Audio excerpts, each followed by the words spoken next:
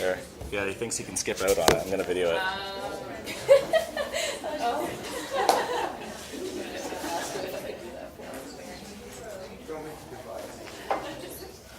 So has anyone ever ordered anything from Amazon before? A few people? So this is the kind of warehouse it would have gone through. What you'll notice about this is that there's not too many people that work in a place like this. It's very automated. What you're looking at here is a fully automated restaurant in Germany, Berlin. There's no wait staff. You order through one of those screens. You order through one of those screens there, and food comes down through a rail system right to your table. What you're looking at here is a self-driving truck. These are not prototypes or anything like that. These are fully functional and, in fact, legal in many places around the world, including Nevada. Yeah. This is a chart of the most common employment in North America. Probably nothing too surprising about that. What you'll see is in red there are the jobs that can be replaced by automation tomorrow if we wanted them to be. However, there is a problem with automation. It tends to lead to situations such as these. And economists will tell you that poverty is increasing in many, many places around the world because of automation. In fact, we have a bit of a poverty problem in Canada. According to Statistics Canada, around 2014 was the last one. Unstable employment has increased about 50% since 1995. So unstable employment being part-time, temporary employment. Since 1980, the average earnings of the poorest Canadians has fallen 20%. So poor people are getting poorer. It's also intuitive that rich people are getting richer. 1 in 7 Canadians, about 5 million, are classified as poor, though how Canadian government defines poor is a little odd compared to other countries.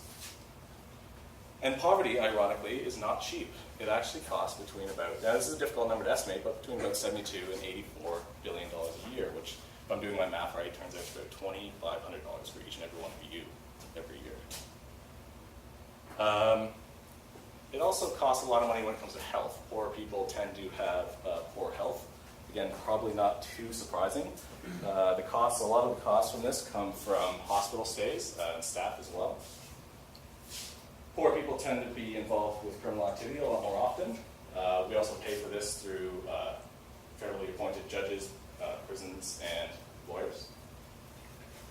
And of course, social welfare systems such as unemployment insurance and things like that. A big impact on how much poverty costs. Now, how can we address an issue like this? Well, before I talk about my experiment, I'm actually going to perform it with you. So who here has heard of this term before? An unconditional basic income, or guaranteed basic income, or negative income tax, or anything like that. So a few of you. Do you want to tell me, what do you think about it?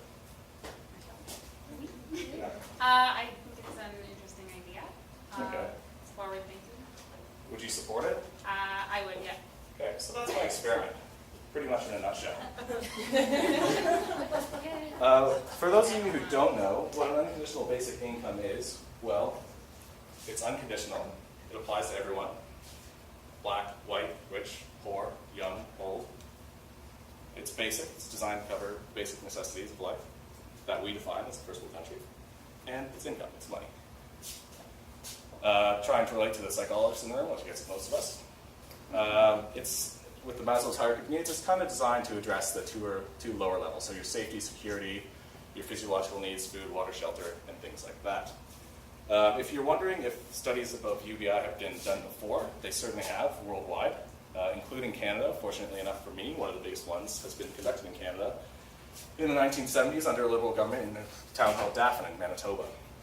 What they found in that study, as well as virtually all the studies that have been performed on UBI, is that there's a better overall health for those people, not surprisingly, who receive an unconditional basic income. Right? They go to the hospital less, they go to the doctor less, and oddly enough, they record less workplace injuries. There's a big argument with UBI that says, oh, people are going to be lazy, they're not going to work. This is one of the main ones. And it's intuitive, I get it too. The research does not support it at all whatsoever. there's not one study out there that says people stop working. What they do find is that new mothers, they tend to work less, I think for obvious reasons, right? And teenagers, again, working less, probably for obvious reasons. I didn't want to work when I was a teenager. When they look more closely into that, actually, though, what they find, even with the teenagers, is it drops about 1%, so about 1% of teenagers and new mothers, they tend to work less. But what they find is a major increase, much more than 1%, tends to go to school. So why they're not working anymore is because they want to go to school, right?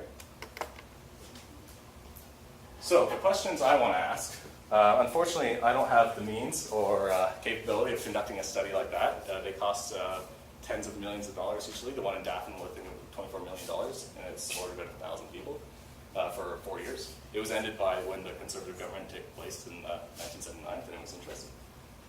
What I want to look at is the public perceptions, the economic feasibility, and the political support potentially behind instituting a UBI in Canada. So how I might do that is with public perceptions, I want to ask, what does the public think of a UBI, an unconditional basic income? I'm going to use the SONA system as well as social media, so not just students. So in this case, I don't think the convenience sample of the students is necessarily working against me in this study, particularly because those are the people who are going to be the middle class or working individuals by the time something like this will be instituted. I'm going to ask them questions such as, how much do you support a UBI? Like I asked you guys, I'm probably going to use a Likert style thing, so I'm going to use a quantitative assessment of that. I can correlate that with things, demographic information, like their age, how much money they make, things like that. I'm also going to ask qualitative questions, like why? Pretty straightforward. We'd be interested in knowing that. I also want to know about the economic feasibility of the UBI. Is it affordable? How I'm going to do this is through a qualitative assessment, semi-structured interviews with economists, so key informants, as we call them in qualitative assessment. And I'm going to ask them things like, is a UBI economically feasible? That is it affordable? And what economic impacts do you foresee as a UBI having if instituted in Canada? I also am interested in the political support.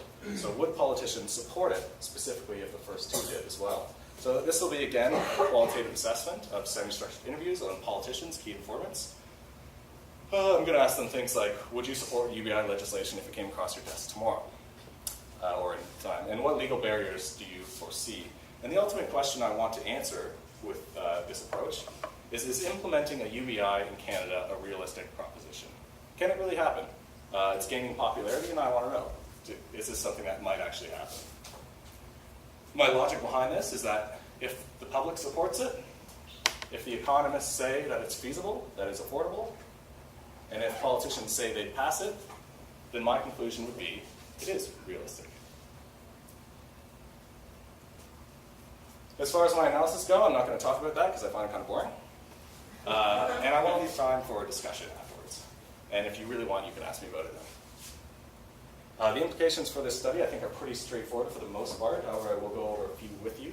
The one that excites me the most is that it sets a groundwork for a larger Canada-wide study, specifically being involved in the Canadian census, which I think this year's one has been released very recently, which is apparently the law to fill out. So you might be breaking the law if you haven't done that yet. I know I have. It also provides awareness of perceptions and feasibility to the public. So I can say, hey, if you've heard of this or if you haven't heard of this, this is what you guys are thinking about this. This is what the general population is thinking about this. It's a potential solution for technological unemployment, which is what we saw earlier on with the automation industry there. I don't want to get too philosophical or anything like that, but in capitalistic society, technological unemployment is virtually guaranteed. It's going to happen. And of course, it contributes to the ending of poverty in Canada. Nothing short of ending poverty for good in Canada if you implement UBI up to that poverty line, right? And its negative effects, of course, which is things like the healthcare costs, the criminal costs, and associated things like that. And that's all I want to talk about.